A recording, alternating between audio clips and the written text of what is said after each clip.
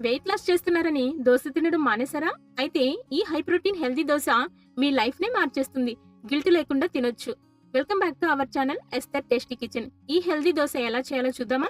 ముందుగా ఒక బౌల్ తీసుకొని అరకప్పు రేషన్ బియ్యం తీసుకున్నాను. అలాగే అరకప్పు పెసరపప్పు, అలాగే 1/4 కప్పు ఇక్కడ ఉద్దిపప్పు తీసుకున్నాను. నేను బియ్యం ఎక్కువగా వేయలేదు కాబట్టి అందుకని ఇక్కడ ఓట్స్ 1/4 కప్పు తీసుకున్నాను. అలాగే 2 టేబుల్ స్పూన్లు చనా దాల్ తీసుకున్నాను. అలాగే 1 స్పూను మెంతులు తీసుకున్నాను. ఇవన్నీ కూడా వేసుకొని అలాగే నీళ్లు వేసి 3, 4 సార్లు బాగా కడుక్కోవాలి. కడుక్కున్న తర్వాత ఆ నీళ్ళన్నీ వంపేసుకొని మళ్ళీ మంచినీళ్ళు వేసుకొని అలాగే 6 గంటలు దాదాపుగా 6 గంటలు మనం నానపెట్టేసుకుంటే సరిపోతుందండి. మనం మిక్సీ పట్టుకునే ముందు అటుకులు 2 స్పూన్లు తీసుకొని అవి 2, 3 సార్లు బాగా వాష్ చేసుకోవాలి.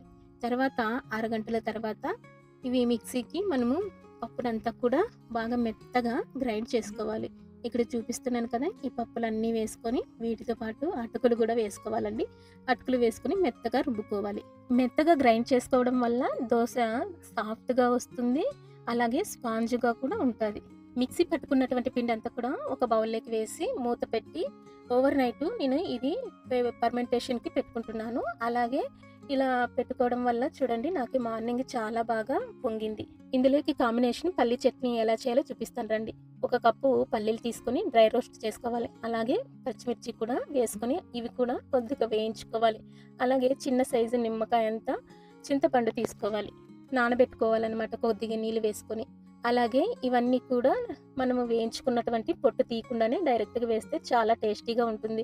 పచ్చిమిర్చి, అలాగే జీలకర్ర, అలాగే ఉప్పు, అలాగే కొత్తిమీర, ఇక్కడ కరివేపాకు, కొద్దిగా చివరగా బెల్లం వేసుకుంటే చాలా టేస్టీగా ఉంటుంది. అలాగే నానబెట్టినటువంటి చింతపండు కూడా ఇవన్నీ వేసి బాగా మెత్తగా గ్రైండ్ చేసుకోవాలి. మిక్సీ పట్టుకున్నటువంటి చట్నీకి పోపు వేసుకొని సర్వ్ చేసుకుంటే సరిపోతుందండి. ఇలా ఆనియన్స్ పైన వేసుకోవడం వల్ల చాలా టేస్టీగా ఉంది. ఇలా ఒకసారి మీరు ట్రై చేయండి. చాలా బాగా నచ్చుతుంది. వెయిట్ లాస్ చేస్తున్నటువంటి వాళ్ళకి ఈ పల్లీ చట్నీ చాలా బాగా సూట్ అవుతుంది. ఇది కాకపోతే టమోటా చట్నీ కూడా సర్వ్ చేసుకోవచ్చు. ఇక్కడ దోస కోసం దోస బ్యాటర్ ప్రిపేర్ చేసుకుంటున్నా. అవసరమైనన్ని నీళ్లు వేసుకొని బాగా ఉప్పు వేసి కలుపుకోవాలి. హీట్‌గా ఉన్నటువంటి పెనం మీద దోస వేసుకోవాలండి. ఇక్కడ నేను ఆయిల్‌కి బదులుగా ఘీ అప్లై చేస్తున్నాను. ఎందుకంటే ఇక్కడ కొద్దిగానే వేస్తున్నాను. ఫ్యాట్ ఉంది అని అనుకుంటున్నారేమో, కానీ ఫ్యాట్‌కి చాలా బాగా బర్న్ అవుతుంది ఘీ వాడడం వల్ల.